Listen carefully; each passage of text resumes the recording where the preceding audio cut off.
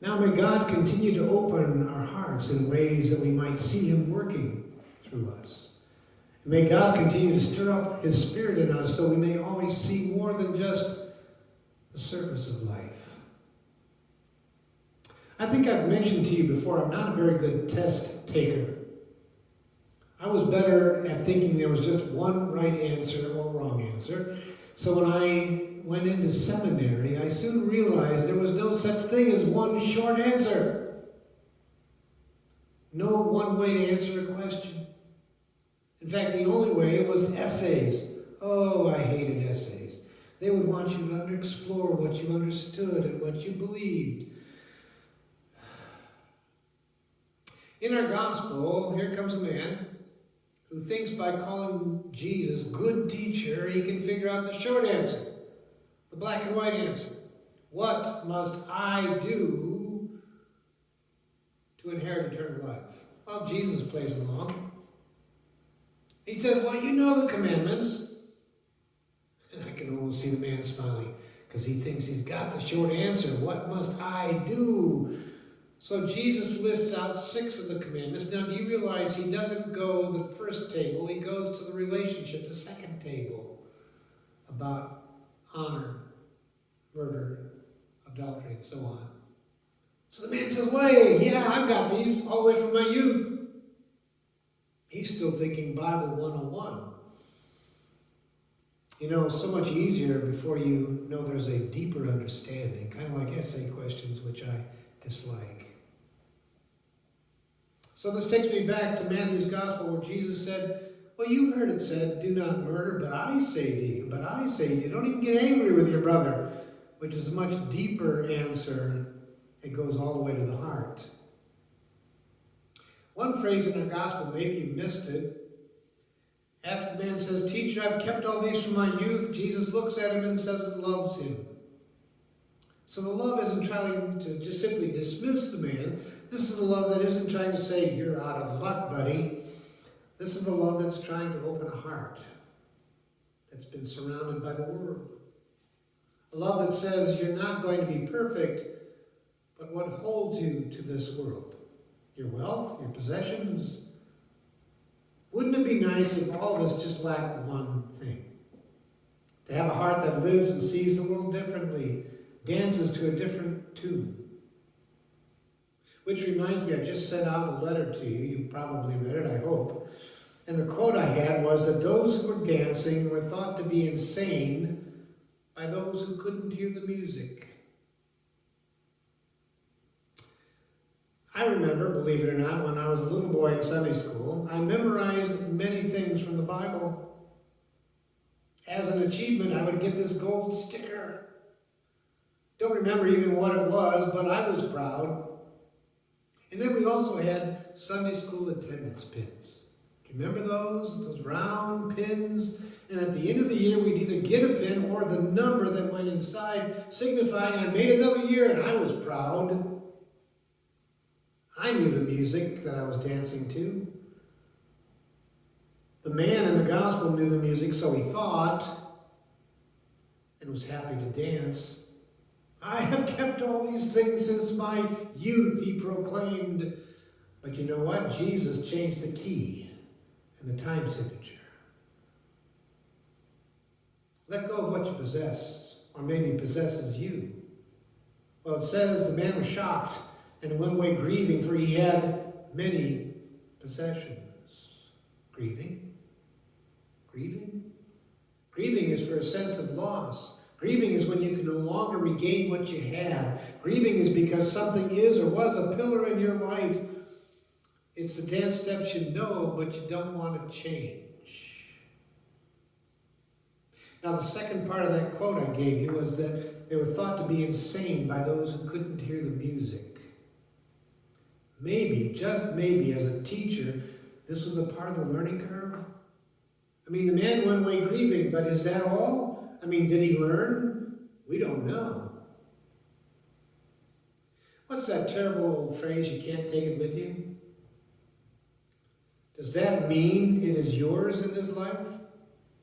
Does this mean spend it fast before the final day?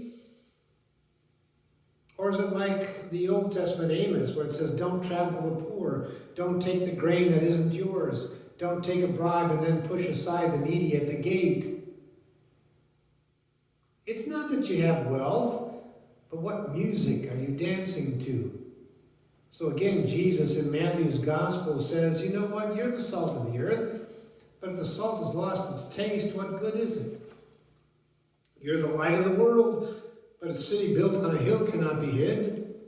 No one, after lighting a lamp, puts it under a bushel, but it's supposed to give light to the house. The man was grieving because, yeah, he memorized the commandments. He got his gold sticker, but he was dancing to the music of his possessions. Then Jesus gives this absurd illustration about the camel going through the eye of the needle. There was actually a eye of needle gate, and it was so small. If you remember camels who were big and lumpy, they usually had sacks on their sides. Even if you took those off and got a camel down on its knees, it probably wouldn't fit. Jesus says, you know, the kingdom is yours only through the grace and love of God. And so he says, you know, for God, all things are possible, even for the thief on the cross. But the man in the gospel was shocked and he walked away. His possessions possessed him. Now, as far as I can tell, this is the only place in any of the Gospels where someone asking about eternal life, what must I do, when told, refuses. The man, for whatever reason, simply could not imagine his life without all of his stuff. Oh, yeah, we all have more stuff than we'd like to admit. Jesus loved this guy and loves us, and he said, you know, it's impossible for us to get it all together, but it is possible for God. But rather than staying engaged, the man walked away. The man walked away. For me, that's the key. We can't do it either, just like the camel. But do we stay engaged? Do we open our hearts to hear a different type of music with different dance steps? Or do we figure, you know what, I got my gold stickers and that ought to get me in? I've kept all these things since my youth, he said.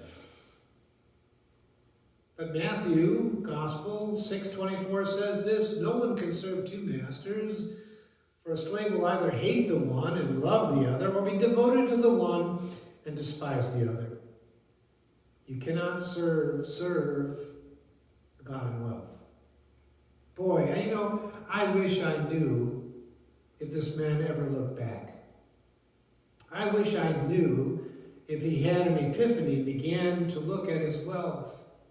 I wish I knew whether he was willing to write his essay any further. I don't know. But isn't that why Jesus went to the cross? To die for you, for me, even for that man? So, one last thing. Notice Jesus does not say to the man, pick one thing and give it up and give it to the poor. Kind of like, you know, what some people do for the season of Lent. They give up one thing for 40 days of Lent and then they're back at it. No, he says, go sell what you own and give the money to the poor. All? Well, the man was shocked. And even after the disciples were wondering, he says, you know, many who are first will be last, and the last will be first. Each of us, no matter how faithful we are, have the potential to hold something back.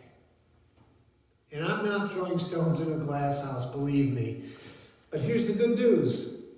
Keep learning the dance steps of the music that Jesus teaches, because God so loved the world that he did give his only Son, that whoever believes in him should not perish. And don't forget the next verse, 3:17 says, indeed, God didn't send his Son to condemn the world, but in order to save it.